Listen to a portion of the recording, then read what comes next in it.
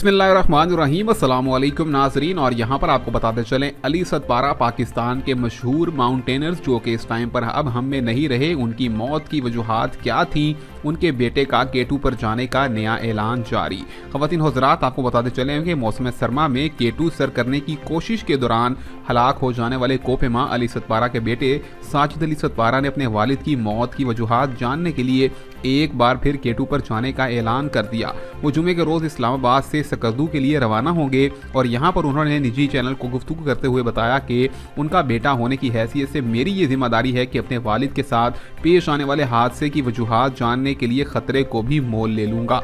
एक बेटे की हैसियत से मेरी जिम्मेदारी है कि मैं अपने वालिद और जान स्नोरी के साथ पेश आने वाले हादसे की वजूहात को तलाश करूँ। और उन्होंने ये भी कहा कि देखना यह है कि वो तेज़ हवाओं का शिकार हुए या फिर किसी बर्फानी तोदे का निशाना बने या फिर उनके साथ कोई साजिशी अमल सामने में आया। अगर मुझे सिर्फ इतना ही पता चल जाए कि उनके साथ क्या हुआ था तो मेरे दिल को एक बहुत ही बड़ा सुकून मिल जाएगा। साजिद अली सतपारा ने यह भी कहा कि मैंने अपनी वालदा और भाइयों को भी एतमाद में लिया है, वो मेरे इस मिशन में मेरा भरपूर साथ देंगे। इससे कबल भी यहाँ पर उन्होंने कहा था कि यहाँ पर K2 पर जाने के हवाले से तफसीलात में बताते हुए कहा कि मौसम सरमा में K2 सर करते हुए मुझे भी वापस उस टाइम पर आना पड़ा था और उसके बाद मेरे वालिद जो कि K2 सर करने गए थे वो कभी भी ज़िंदगी में वापस ना आ सके थे। ये थी नाज़रीन किराम इस टाइम की लेटेस्ट अपडेट। मिलेंगे आपसे नई वीडियो में, तब तक के लिए अल्लाह हाफिज़।